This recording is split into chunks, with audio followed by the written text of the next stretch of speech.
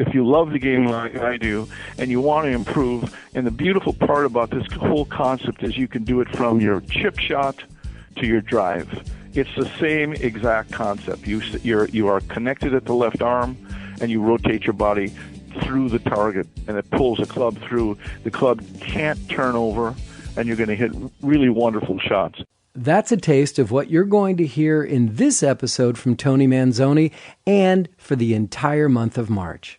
There's little debate that in the 400-plus hours of interviews I've published on Golf Smarter, that Tony Manzoni received more love, attention, and feedback from you than any other coach that's been on the podcast.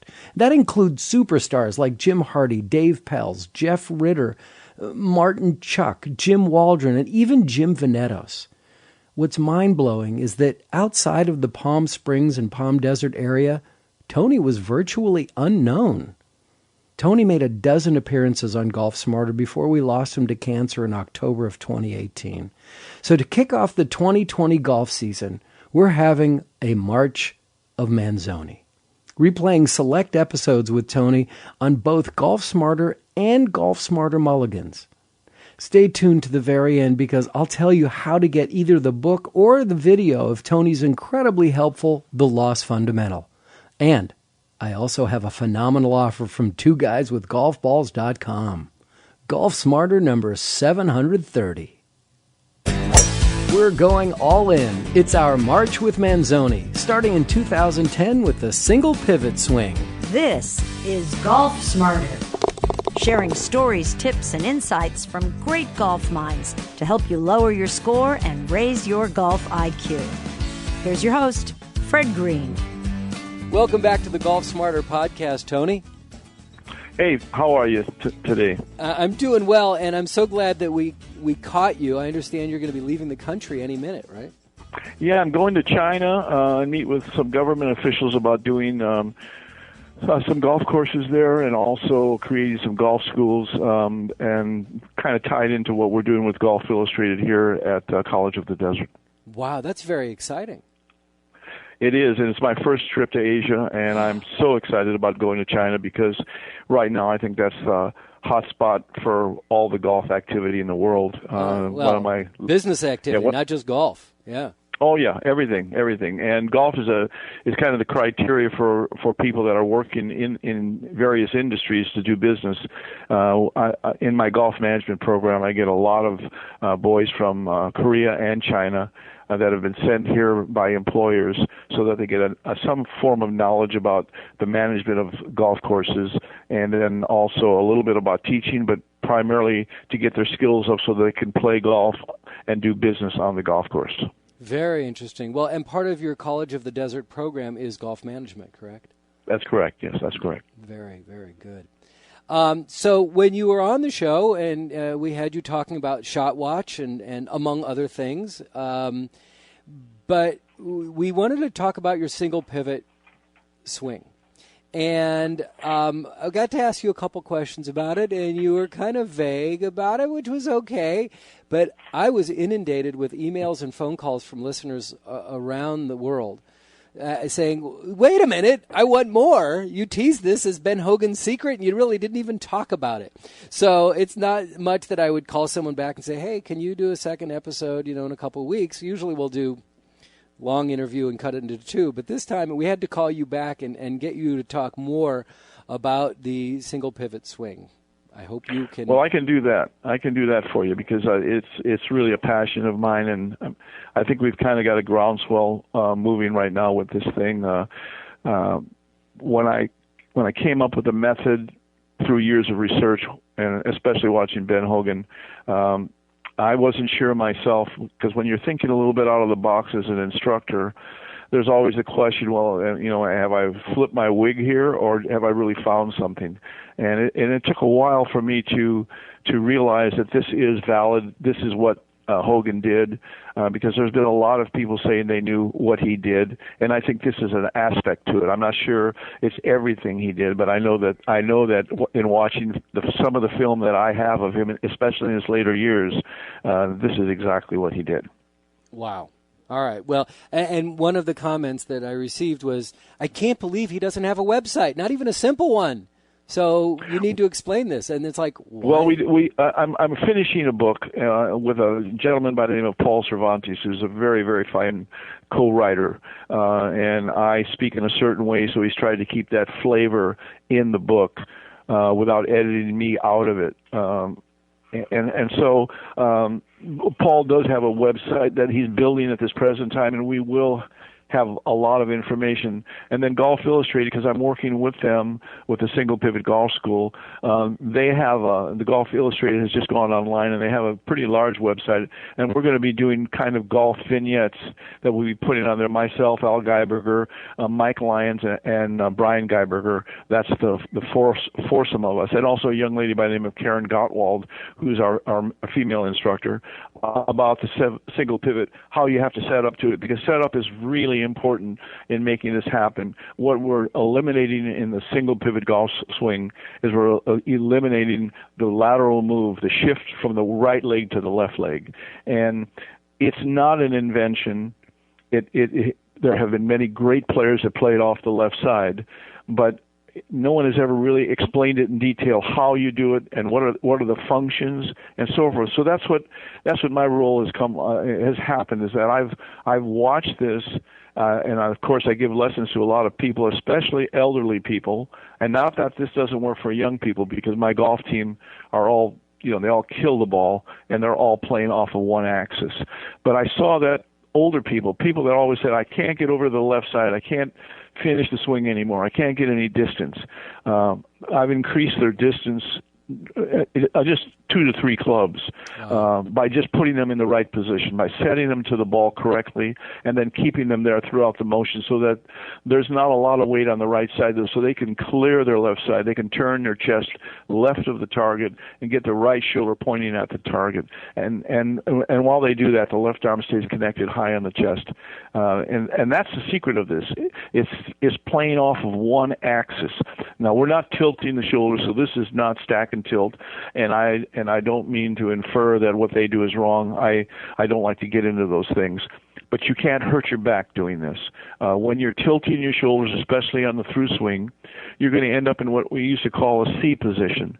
And there's a little bit of strain on the lower back. And all the people that played from that era that finished with the head back and the body kind of in a C position, they all were troubled with their back in later years. And Hogan, if you see any pictures of him, he posted up so that he was on a straight line, because he didn't work that way. He didn't work down and under to hit the golf ball. When you do that, you have to turn your arms over. There's 2 ways to square the golf club. You can turn your arms over and hit it, or you can rotate your body and keep your arm connected to your body like it's a lever connected to a gear. So when you set up to the golf ball, the first thing you're going to do is you're going to set up 60-40, 60% of your weight on your left foot and 40% on your right. And why you're doing that is because you're aligning your left hip to the outside of your left foot. And that's impact. In other words, when we hit the golf ball, whether we sway off the ball and come back to it, that's where we're going to end up. But with this concept, we're going to get against impact to start with. So we've positioned the legs in the proper position. And now all we have to do is rotate the upper part of the body, and we're going to coil the body without moving that center, and that's our head. We're going to stay, our face will be right down on the golf ball, okay? So the right shoulder and the right hip are going to turn behind us, and that's going to pull the arm around the body with the rotation. I'm going to stop you for a second here, because you're describing this, not only am I trying to do this, I'm standing up, I got a club in my hand, I'm doing this. Good. I'm sure there are people who, listeners right now, who are on a commute train standing there doing this with me. So let me just kind of visualize this. So when I'm bringing my hands back, I'm not bringing my hands up, I'm bringing my hands more back. But you're not bringing your hands back. Your arms are connected to your body, and you're turning your upper torso, and your arms are being moved to a position behind you. The arms are in front of you. Okay, and they're going to stay in front of you in the address position. But as your body is rotating, it's turning around.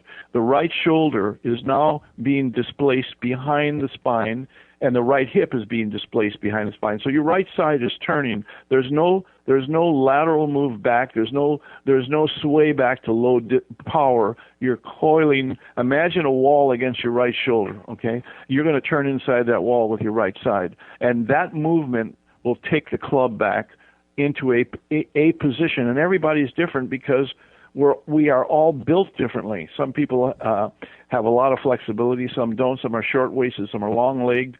So there's no position you can say you have to take the club here. So by connecting the arms slightly on top of the body at address, we, from a single axis, which is the left leg, and we stay against that brace, almost the feeling of there's an imaginary wall on your left side. Okay, so now from that position, you're going to coil the upper body, staying centered. Okay, so when we coil, we're not going to tilt our head to the right. We're going to stay right on that ball. So the right shoulder, right hip go behind us, and the club, the arms will follow. The left arm is going to go across the chest. Now this is the big key. It's going to go across the chest, and the left arm should sit fairly high on the left pectoral muscle. Okay, years ago there was a great player by the name of Dick Mayer. He won the U.S. Open, the World Open, had a little problems with alcohol in his later years, and I met him, and he used to watch me hit balls, and he used to say, "Son, you've got to keep your left arm on your tit," and he meant the nipple, okay? And he wrote a book subsequent to that Gerald Ford was in the Gerald Ford Library. He gave me the book, and in that book it says that everybody has a area in the body that defines where the left arm should be, and the left arm should be right above that nipple on the man on the left pectoral muscle, okay? And he would watch me hit balls and say, "You got to keep your arm up on your tit." And I used to think this guy's whacked out because I had no idea what he was talking about until I learned that position is paramount to hitting the ball solid and straight time after time after time. Because when the left arm stays high on the chest, the only way it can move, because it's connected to the body, is the rotation of the body opening up through the target. Kind of like if you've ever seen Annika Sorensen play. Annika was was a real rotator of the golf swing, and it looked like her body was facing the target at impact, and that's exactly what it was. So if people out in the audience would stand up, if they can do this, and put their arm right across their body, and then take their right arm and hold their left arm high against the chest, and then just turn the body and see how the arm moves with it. It's not coming off the chest; it's still pressed against it. Right. But if you keep turning left, the club will square itself.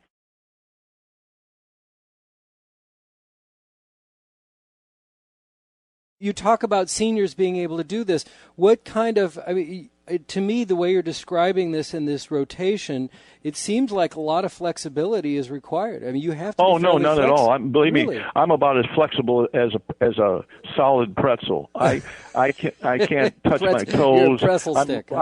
Okay, I'm lucky if I can get past my knees when I bend over. Oh, but really? I can do this. I can do this. I'm 74 years old.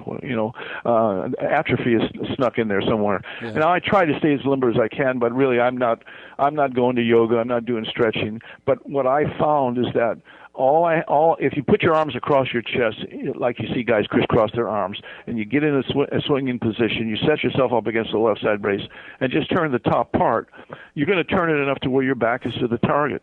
You even less than that is fine, okay? But if you're turning your right side behind you, this is the ticket. If you try to turn your left shoulder over to your chin, it's harder to do. If you take your right side and pull it back behind you towards the target, that's the key word, towards the target, because at the top of your swing, your weight is now 70-30. You're braced against that wall. And okay? 70 being on your left side. The 70 being on the left side. Left side. You started 60-40 because you're displacing your weight behind you, and it's going behind you towards the target. You have now braced up 70-30. The left knee has not pulled back from the ball or pulled back to go towards the ball or behind it. The left knee is pointed straight to the toe of the left foot. Okay. In your rotation, your knee is pointed to your foot. You're not bending Sure. your knee on that rotation? Well, your both knees are bent, okay? Because I'm trying to talk you through this, okay? Right, so now right. as I turn my right pocket and my right shoulder behind me, okay, towards my left heel. As I do that, my left knee points towards my toe. Towards the toe on your left foot? Left foot. Okay. The right leg will elongate. It won't lock, but it'll get steeper. Mm-hmm. Okay, so now you're braced on your axis that you're going to swing around. Okay, so you're there. Okay, now all we're doing is we've coiled the top part of the body. Our legs are in position. So now all there is left, by staying connected high on the pectoral muscle, okay, we just unwind our chest through the target, around the left leg, and we finish with the chest pointing left of the target and the right shoulder pointing at the target. And trust me when I tell you, I've got an 86-year-old man that when he first came to me and he took the club back, he looked like a tree falling to the right. He had no conception of turn.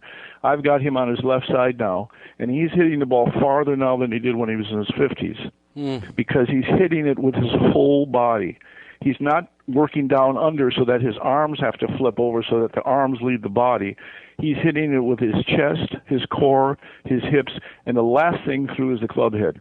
So as his body unwinds, the club head hits the ball.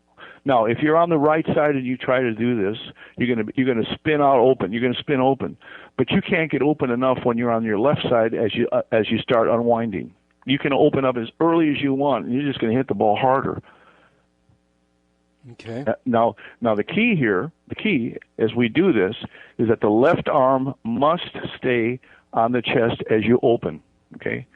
So you're going to be turning level. You are not going to be working down. You're going to stay level, like Hogan did in his later years, and you're going to smash the ball. And the byproduct of this is that whether you pull it or push it, and we will do that for our life. No one's going to hit it dead straight at the pin every time. They're going to push it a little right, but there'll be no side spin on the ball because the club head is held square throughout the hitting area. There's no rotation to square it. It's square from the beginning to the end, okay? So you'll pull it or push it dead straight. So your shot dispersion is going to get real narrow, real narrow. So you're going to start hitting... Yeah, you're going to hit a lot of greens and a lot of fairways, and you're going to hit the ball much more solid, which will make your average hit further. See, when we move off the golf ball, and it's a trend in teaching. At one time, the Nicklases, the Palmers, they stayed right on the ball. Their head did not move. It didn't move because they didn't make that little lateral move on the backswing. And then all of a sudden, instructors start saying, it's okay to move your head. And I'm here to tell you that's a bunch of BS.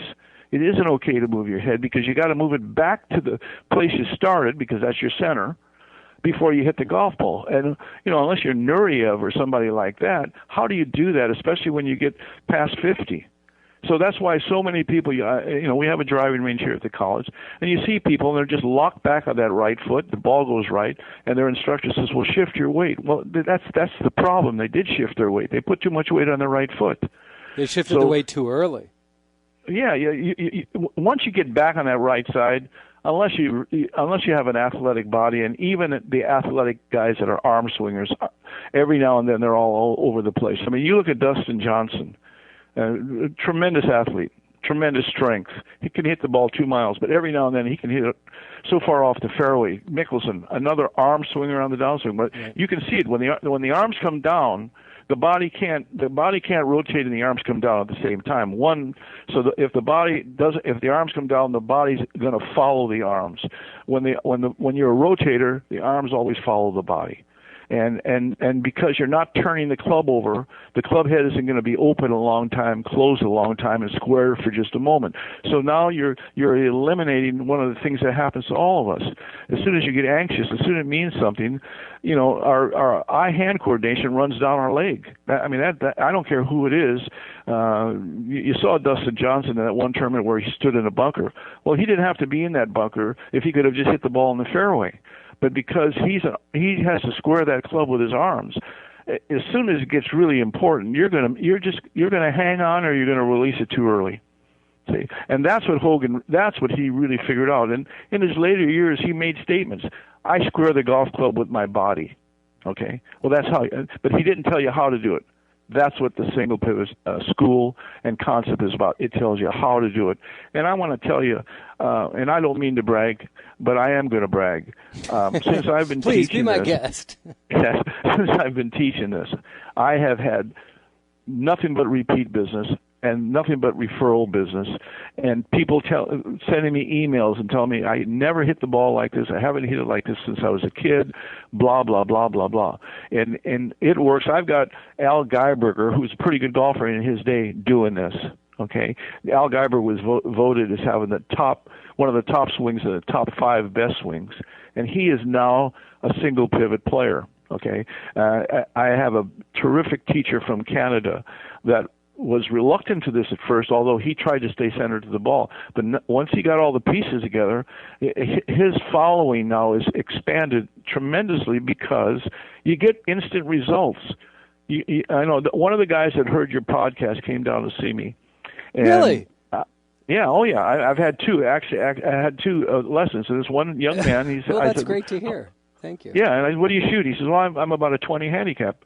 So I said, well, hit a few balls for me. And immediately I saw he had his hands out of position, and he was just swaying back on the golf ball and with no power. And then here he's in his probably early 30s and well-built guy, and here I'm this over-the-hill pro, and I get up there with a 9-iron. I'm hitting it past where he's hitting a 7-iron. I mean, way past. And he said, where are you getting all that power? And I said, because you're hitting it with your flick of your wrist, and I'm hitting it with my whole body. Mm-hmm. And I got him in position, and I'll tell you, after about the 15th golf ball, he was blasting it out there. He said, I've never hit a ball this far in my life. Oh, gives me the chills. Well, It's awesome. Believe me, when I tell you, it gives me the chills, because my passion is teaching, and we all want to make money, but I promise you, this is like an elixir for me, because I finally found something that really works for I don't care what level player. And I've got some kids. I've got a 12-year-old that I'm going to give a playing lesson to. She's had 6 lessons, and she hits it so far and so straight, it's just ridiculous. But she's blessed, but she's also lucky that she got a fellow like me that didn't teach her shift to the right, shift to the left, because she'd be chasing that monkey for a long, long time. Well, I'll tell you, my passion is finding people like you to share this knowledge.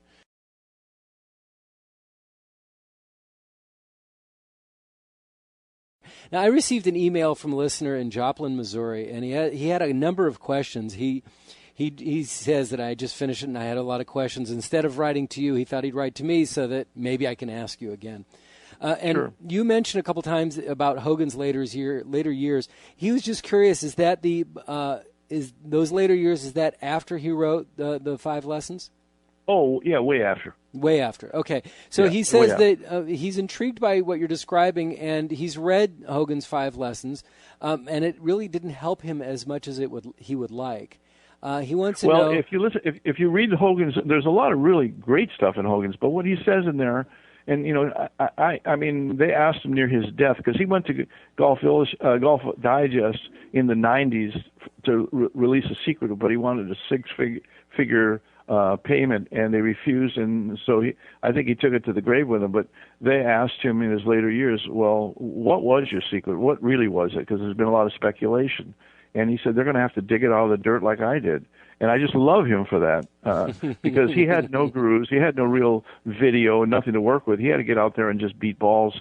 But he got an idea in a dream state, and I know what that I really believe I know what that idea was, and it wasn't weakening his grip and all that pronation and supination stuff. I mean, he may have done that, but I've got film, and you can look at him at the top of his swing, and his weight is on top of his left side. His right leg is so steep and so braced, and you can see he's right there ready to rotate. So he eliminated that transitional move that I don't care who you are, whether you're a tour player or a high handicap player, it's difficult. You've got to move laterally onto the left foot and then rotate. And you have to time that rotation in a split second when that club is really, really moving. And for some of these young guys that hit 3 or 4 fairways and then blowing out of bounds, right or left, and never knowing what, they know what I'm talking about. Because I was one of those guys. When I was a young man, I was a very good player.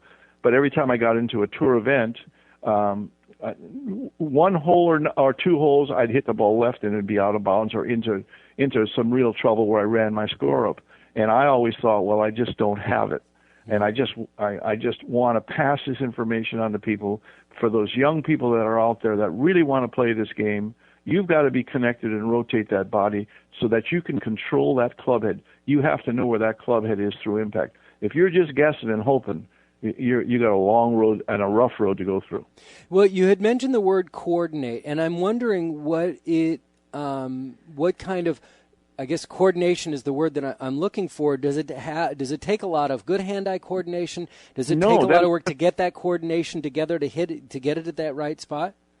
If you're going to hit the ball with your hands and arms, if you're going to rotate your arms to hit the golf ball, you better have really good coordination, and then you better practice every single day for a long time, because you can lose it immediately, and you're going to lose it when you get anxious anyway.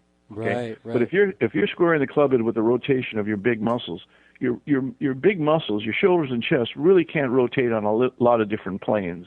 Your hands and wrists are much more pliable. They can flip over and flop and hang on and so forth.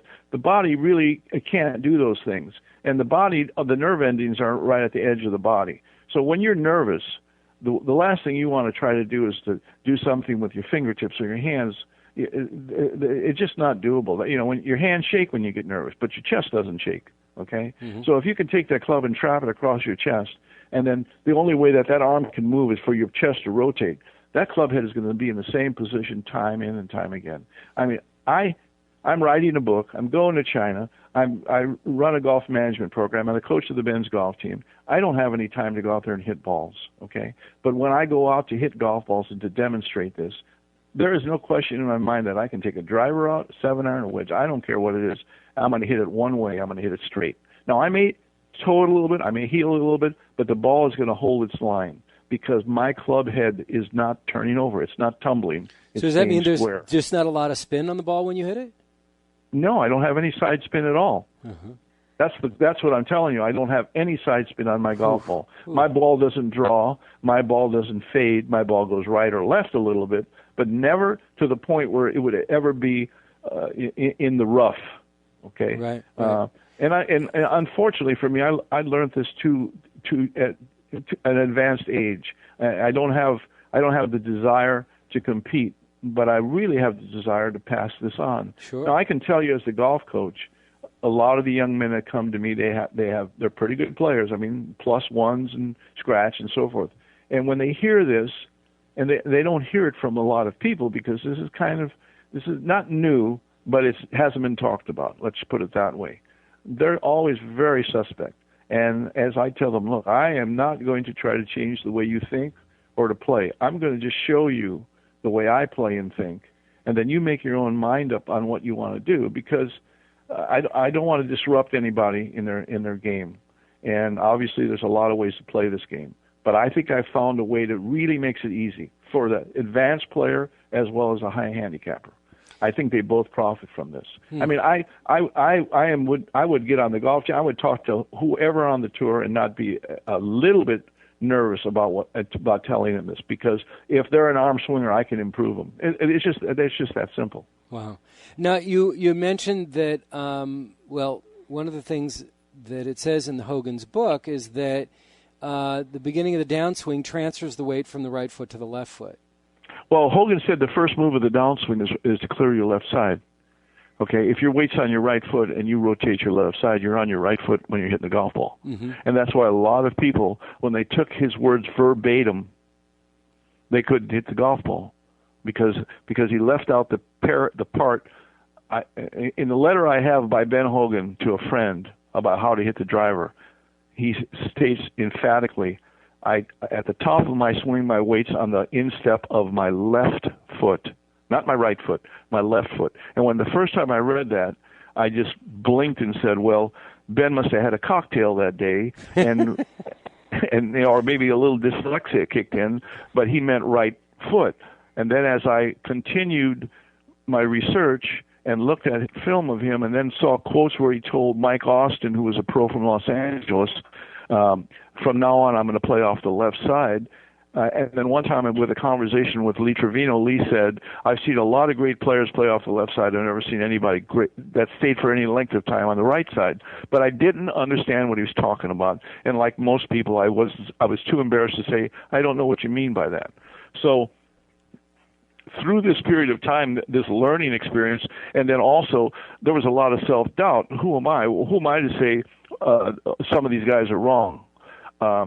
But then when Jack Nicklaus made a quote in Golf Digest after the stack and tilt, people pointed out to him that he was staying on his left side.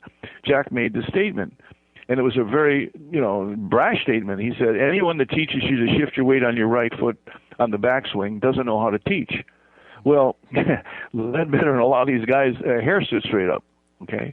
And I know when I first wrote, when I was writing my book, some excerpts of it in the local sports book here, a little golf book, a couple of pros wrote scathing reviews of what I said. You're insane, you're a fraud, blah, blah, blah.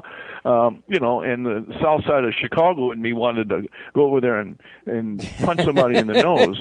But, at my age, I better watch that stuff. So I just wrote back. I just wrote that, and I just said, well, you have you have the right. I don't think you should slander me, but you have the right to not agree. But Al Geiberger and Jack Nicklaus agree with me, and that's good enough for me. Yeah. But see, there really was a lot of self-doubt, and I must say to you that I've been a hand player all my life. I had no formal training. I was a kid, and I caddied like most of us did from my era, and that's how we learned to play golf. We got to play on Mondays at Caddy's Day, and we had hand-me-down clubs, but we prevailed. And because I could play baseball pretty good, and I was kind of blessed with eye-hand coordination, I got to the point where I could play in a tour event. I got that, not to stay out there, but I was good enough to qualify. Let's put it that way.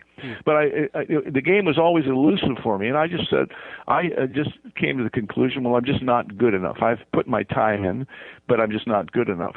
And I just didn't understand connection and rotation. And then a lot of people think that Jimmy Ballard was the one that was the first one to say that, but that's really not true. I've got books that were written in the 20s and 30s that talked about connection and rotation, and there was an argument at the time, do you face the ball when you're hitting it, or are you facing the target when you hit it? Because when you're facing the ball, your arms have to cross over in front of you. When your body's facing the target, then your arms are being pulled by the body. So that this argument has gone on for a while, okay? Mm-hmm. And Hogan, he was a very bright man. He had like a 175 IQ, so he was close to genius. He figured it out. He got a thought and figured it out and worked on it, and I don't think he ever really divulged his secret. But you can see it in his later film. You can see it so clearly. You can see his rear end is totally on his left leg, as was Nicklaus. Even though Nicklaus hoisted the club upright and Hogan took it around him, they were still against that brace. And I think that is, playing off of one axis it really eliminates a lot of the error made on the transitional move. And then the coup de grace on that is if you can keep your left arm connected high on the chest so that the movement of the body rotation brings the arm into impact, then you got the best of everything. And that's what we teach. There's some finite things like when you set up to the ball, your right hip has to be on the inside of your right foot at address. And then when you go 60-40, you find that the left hip has to be in line with the outside of the left foot. So the legs are going to be reactionary to the swing. You're not going to have to drive the legs. You're not going to have to move the lower body and then the upper body and all that stuff.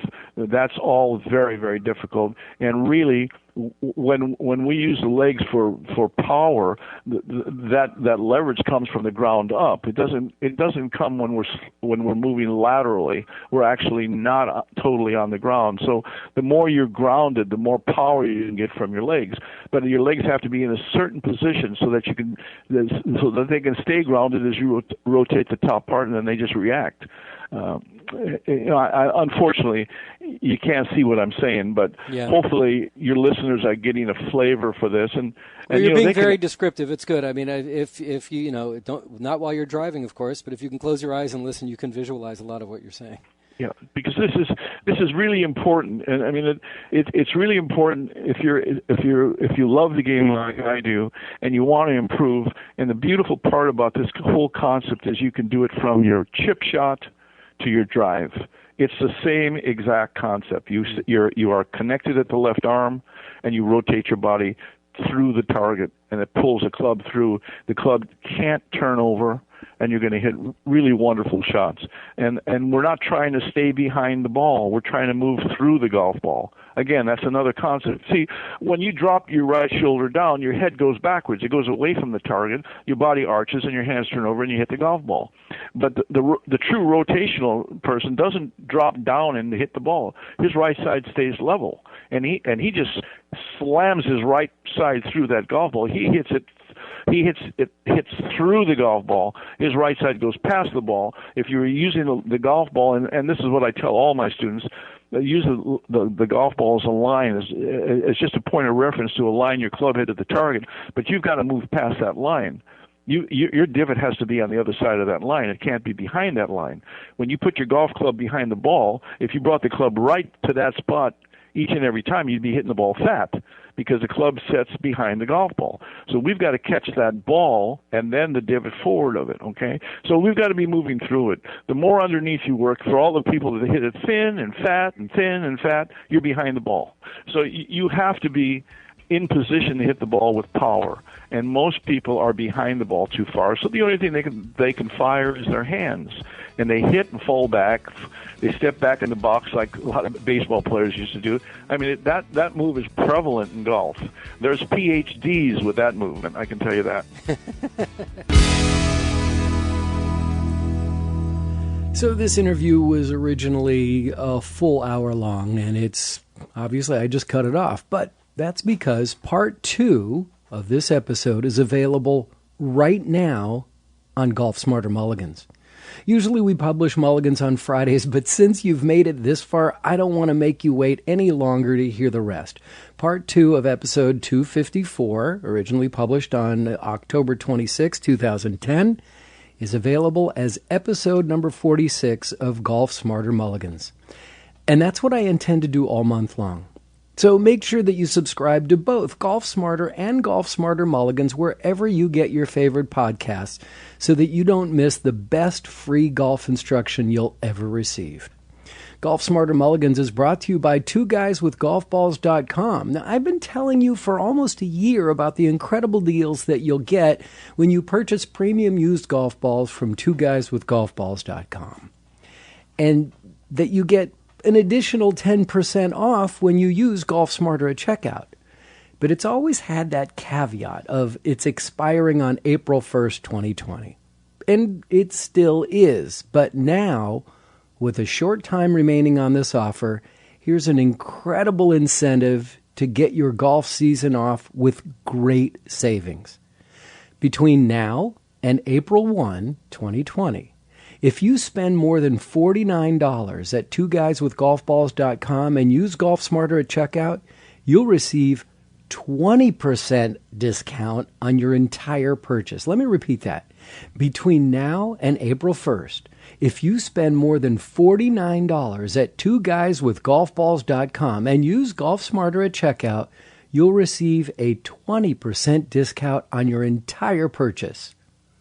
I just went to a major golf retailer who has stores all over the United States and a major online presence. Take, for example, the Titleist Pro V1 or the Pro V1X, probably the most popular ball in golf. And for a new box, you're going to pay $48, which comes out to $4 per ball.